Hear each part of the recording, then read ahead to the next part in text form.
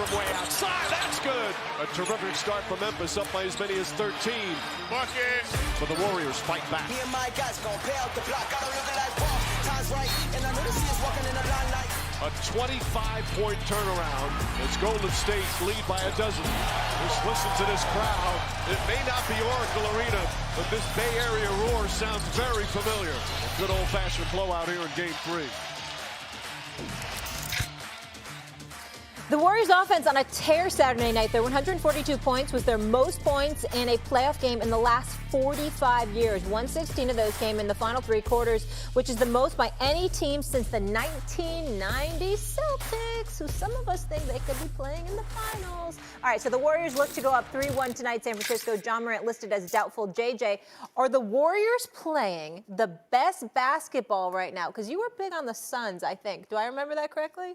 I've said for a while now, yes, okay. that I think the Suns are going to win the Western Conference. And Are you obviously after this shifting? weekend, you know, you may have some question marks around that, which is fair, Stephen A., which is fair. You know, I think on the surface, the Warriors are playing the best basketball. Okay. That's fine. That's but very big of you. I think about who they played in the first round, and I talked about it earlier. They played a Denver Nuggets team that was, you know, undermanned, playing basically against one great player. And the Nuggets have some guys on their team that aren't particularly, you know, high intellect basketball-wise, and you can't have that against the Warriors and win. This round, the Warriors could easily be down 2-1 in this series if Ja Morant makes the layup at the buzzer, okay? So let's just acknowledge that. Yeah. But when I look at the Eastern Conference right now and that Bucks-Celtics matchup, that series feels like the most intense, two heavyweights going at it, and it feels like the winner of that series will be as battle-tested as anyone in the playoffs and will have sort of what I think of as like the upper hand going forward and should be considered the favorites. And I think who wins that series wins the East.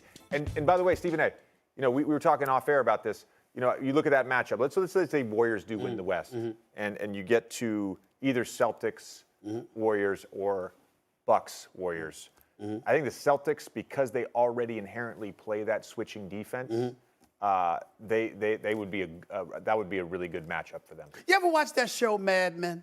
Of course, it's my favorite television show ever. All right. I'm glad you brought that up because you look like those dudes. You look like those dudes, and that's not an insult. That's a compliment because you're a good-looking dude. Is it the hair part? It's the hair part. No, him and Dan don't have the same haircut now that I'm seeing him again in person. But let me say this to you. No, I grew my fade out. Yeah. I grew my fade out. Let me say this to you. I'm bringing that up. And the reason that I'm bringing that up is because I mentioned earlier, like you dancing like Fred Astaire, and that's what the hell you're doing now. They did some dancing in that show occasionally from time to time, and that's what you're doing here. Before I get to my point to show what I'm talking about, let me also say this. Episode Martin, 1994, when Martin was proposing to Gina, and Brian McKnight came out and sang to her. That's what you're supposed to do. If you're going to have somebody sing to your woman, it's Dan Orlovsky. No. It's a television show. I'm just saying, that's how you do it. Dan Orlovsky has resources. That's how you do it. He has resources. He doesn't need to go through an app to have some random person sing Happy Mother's Day. You think he's going to get Usher to come? Like what? Dan, I love you, but you're wrong for that. You're wrong for that. All he had to do was call his boy. I could have made something happen for him. You see, but he didn't use all his resources. That's what JJ talking about. He's supposed to use the resources. He used his against iPhone and you. he downloaded the app. It's pathetic. I keep telling you, his wife needs to leave him for a couple of weeks. His wife needs to leave him a couple of weeks. He'll learn. He's going to learn. He's going to learn, okay? Now let me get back to this. The question is, Warriors playing the best basketball right now, or who's playing the best basketball right now? My answer is the Warriors. See, you dancing around the obvious, okay? It's the Warriors. Boston's been up and down. They ain't playing better than the Warriors. Milwaukee hasn't had. But look at who they're playing, though. No. You got to put it that in ain't what the point context. is. I do. Boston I could am have won putting it that in game context. Saturday. I am putting it in context, especially knowing I'm gonna sit across from you. I'm gonna make sure I got context because when it comes to contextualizing something, nobody holds people more accountable for not doing that than you. You're worse than me when it comes comes to that, okay? So I know that I'm prepared for this, okay? All right. So you look at Milwaukee. They've been up and down, but we know they're handling their business. Don't get me started with Miami and Philadelphia. You know how that's been. Now we get out west, okay? Is it Memphis? We saw how Memphis struggled with Minnesota, okay? We're looking at Phoenix, okay? We see what's happening with Phoenix. We saw how they struggled against the Pelicans with them young thoroughbreds they got on there, and we saw what happened to them this weekend. We saw Dallas down the first 2 games, really ran out of Phoenix. In game 2, they come back for game 3 and 4. They're doing what they're doing. Who has been the closest to being a model of consistency in terms of what you see on the floor against them, their style of play, what they do to beat you, et cetera, et cetera? That would happen to be the Golden State Warriors, who, by the way, won the game after Draymond Green was ejected from the game. So let's take all of that into consideration. There is no question. When you consider fluidity, offensive fluidity, movement of the basketball, spacing, perimeter shooting, etc. When you look, and not only that, that can get to a point where they're playing like piranhas on defense. Who's come the closest to doing that on both sides of the ball on the most consistent basis throughout these playoffs? It has been the Golden State Warriors. Now, that may or may not continue, and we shall find out. But thus far, the team that has been playing the best basketball all around in the postseason has been the Golden State Warriors. Oh, okay. But you said you were going to provide some context, and when we look at the 2 teams that I just mentioned, okay, the Bucks completely dismantled the Bulls. Bulls couldn't generate a good shot in the half court to save their lives. Okay. The Nets could not play with the Celtics. They get swept.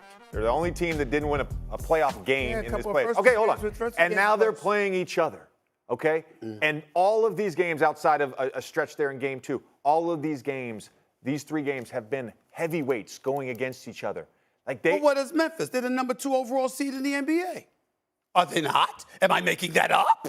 This is where I'm not. This is not a knock on Memphis because I talk about how great the Memphis Grizzlies are all the time.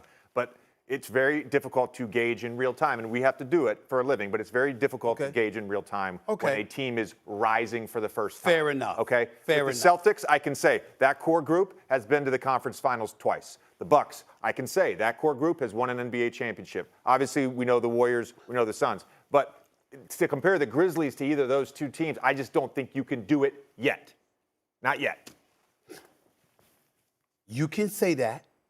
That's a plausible argument. But where you get tricky is you act like just because your argument is plausible on this end, far be it for it to be plausible on this end. Am I not entitled to look at a team that has elevated to the number 2 overall seed in the entire NBA because they had the second best record? Am I not allowed to look at them with a superstar as their leader in Ja Morant and say, excuse me, this is a new day? Am I not allowed to do that? Was Ja Morant the player last year that he is now? I think not. When you look at DeAndre Ayton and how he's evolved, I got to give credit where credit is due. When we see Jordan Poole, was he the player last year that he is now? Was he even in the league last year the way he is now? No. You got a different animal. And what I'm saying is, just like you want to contextualize and point out how Memphis is just getting here, you got to learn how to win. I'm looking at a guy like a Jordan Poole who was busted on the scene and averaging over 25 a game. I can't ignore that. It ain't like he didn't do it in the first round either. So I'm looking at all of these things. I'm taking all of these things into consideration. I appreciate your argument. It's not without merit, but neither is mine. And so I choose to go to the argument that I've been making since the beginning of the season. Since 9 games in. The first time he's right, will be. And it's the front runners, and he can't let it go. Really? That's what we're doing? That's what we're doing in the stores? That's what we're doing in the stores? You Okay, know go it's ahead. the truth. Listen. You should, first of all, you shouldn't even listen to our argument because you try to say stores is better than Durham. You know better. We all know better. That's what y'all Dan tried to say. First of all, I didn't Connecticut say is better than Stores Durham. You know they don't know. They don't know. They don't. God forgive them. They do not know. I said we had fun at stores. I said, Dan, did you have fun at stores? We both went to UConn. He did too. I didn't debate stores versus Durham, North Carolina. I was talking about it as a college town. Whatever. There's like 13,000 How people did there. Durham, North Carolina come up anyway? So. I just talked about the Durham, maybe that whole. Because you guys have the same haircut. He's very It's a different animal, my man. He was comparing he said he Dan's can hair never to like, yours. you can never be a fan of using that's school. true. And I was like, excuse me, it's better than stores. Yes. I know what I would pick. Let me be very, very clear. I just wasn't good enough, damn it. But I'd love to be in that area, okay? So I heard the Durham comment. That's when I had to take my earpiece out because I was getting ready for the next show I was on. So I missed that part. I apologize. That's all right. I'm just saying. Yeah. I'm just saying. Duke, Carolina, that whole area, Raleigh, with North Carolina State, special. It's a very, very special area. Very special area near and dear to my heart. I just want to say that. We can move. See, You have fond memories in so many places. Not so many. I want to know the context. Oh, he only has a few fond memories. I feel like I'm hearing about all these memories all the time. Our memories. All these places. It's just so special. And not all. They're not a lot. good. Select So good. few. What is happening? Maybe you should write some songs. It was a I'll write it and I'll sing it. a Or I'll get a shocking singer to sing it. Okay. Not somebody.